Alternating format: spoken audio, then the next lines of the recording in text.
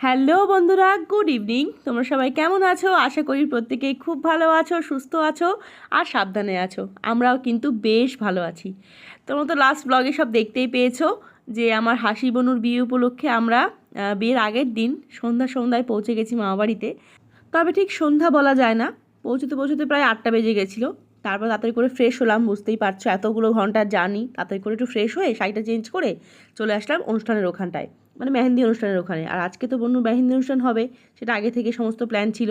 তো আমরা যাওয়ার আগে থেকেই আর কি সমস্ত প্রোগ্রাম স্টার্ট হয়ে গেছিলো। তো আমরা জাস্ট গিয়ে জয়েন করলাম। এই দেখো আমি, বৌদি, পূজা তাড়াতাড়ি করে সবাই শাড়িটাই চেঞ্জ করে চলে আসলাম এখানটায়।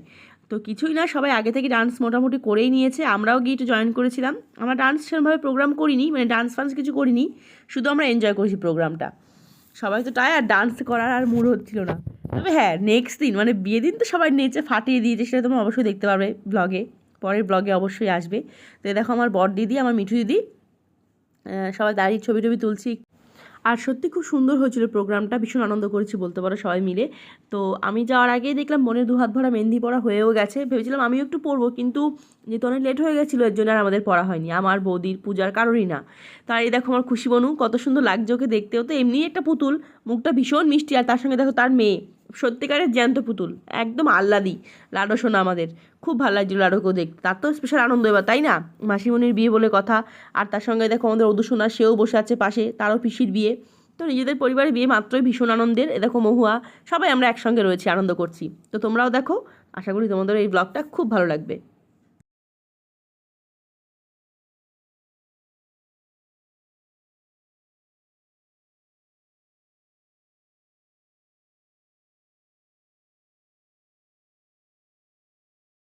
এই দেখো সবার মধ্যমণি হয়ে সে পড়ছে মেহেন্দি, আগামীকাল তার বিয়ে।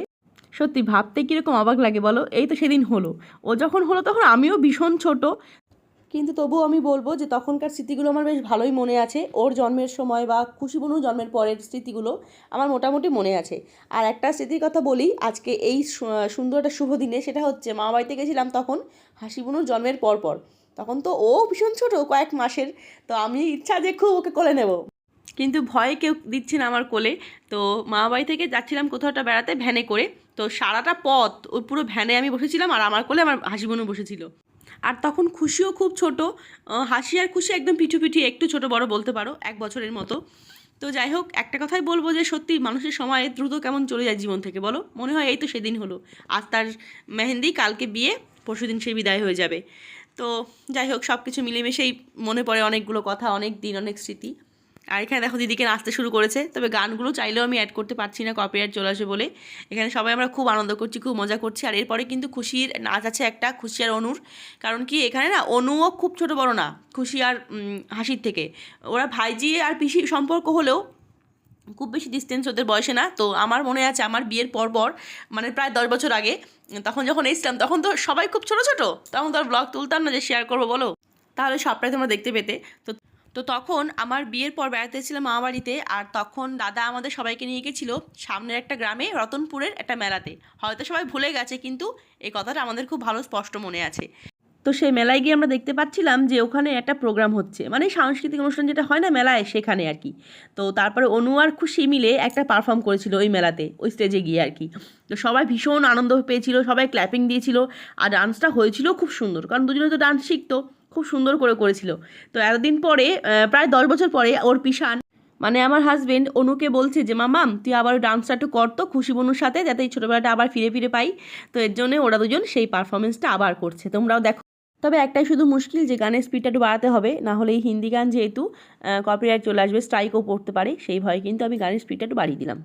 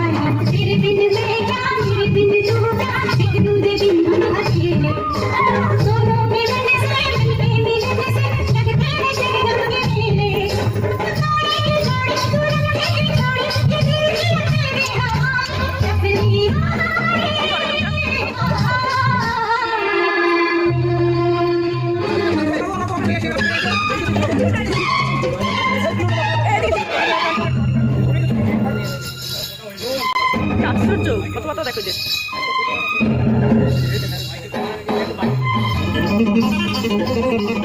বলো বলো বলো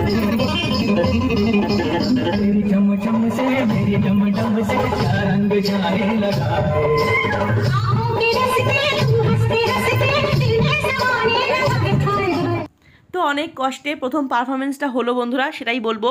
খুশি বনু করতে পারলো লাডোকে রেখে। লাডো তো ওই চেয়ারে প্রথমে বসেছিল বৌদিদের সঙ্গে, ওর মাকে নাচতে দেখে সেও নাচতে শুরু করবে, তা ওখান থেকে নেমেই চলে আসছিল। তো যাই হোক, এখানে একটা কথা আমি অবশ্যই বলবো, যেটা দেখে বলতে পারো আমি একদম অবাক হয়ে গেছি। তো ব্যাপারটা বলি কি হয়েছে। ছোটোবেলা থেকে আমি তো অনেক অনেক বিয়ের প্রোগ্রামে বা এমনি কোনো ওকেশানে আমি অ্যাটেন্ড করেছি বা গেছি।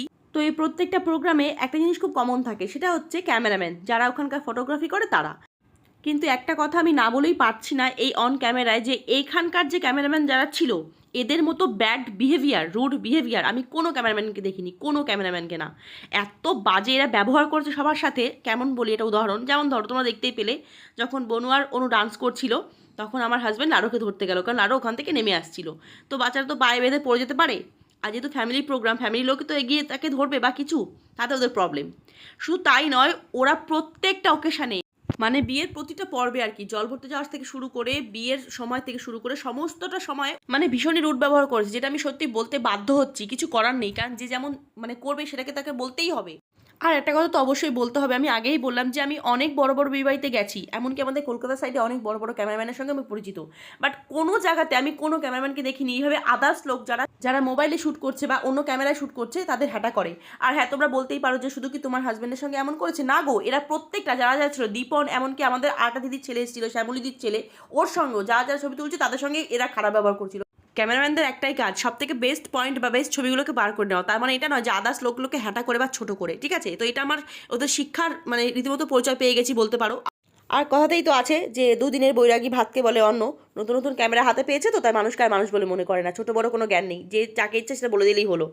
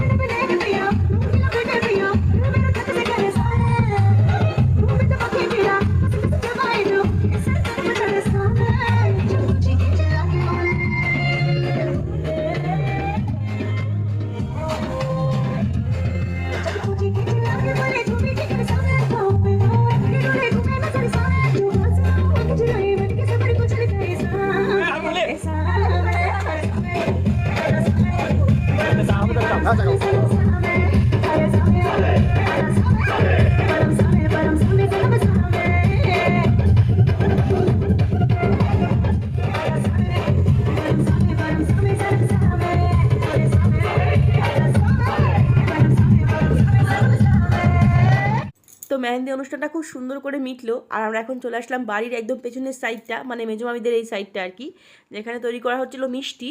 যেটা নতুন কিছু নয়, মামাবাড়ির প্রত্যেকটা ওকেশনে কিন্তু বাড়িতেই মিষ্টি তৈরি করা হয়, তার সঙ্গে বোঁদে দই সবই কিন্তু বাড়িতেই বানানো হয়। তো এবারও তাই হচ্ছিল, বাড়িতে বিয়েন বসেছিল আর সেখানে গরম গরম মিষ্টি বানানো হচ্ছিল।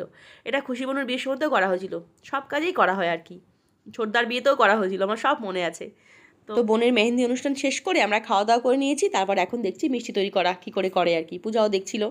আর এখানে বসে আছে ছোটো মামা, মেয়ের বাবা, তার তো আজকে বিশাল দায়িত্ব, স্বাভাবিক, একটা মাত্র সন্তান, মেয়ে, তার বিয়ে দিচ্ছে বলে কথা। ছোটো মামা পেছনে বসে বসে দেখছিল আর আমরাও দেখছিলাম কী করে বানায় সব কিছু।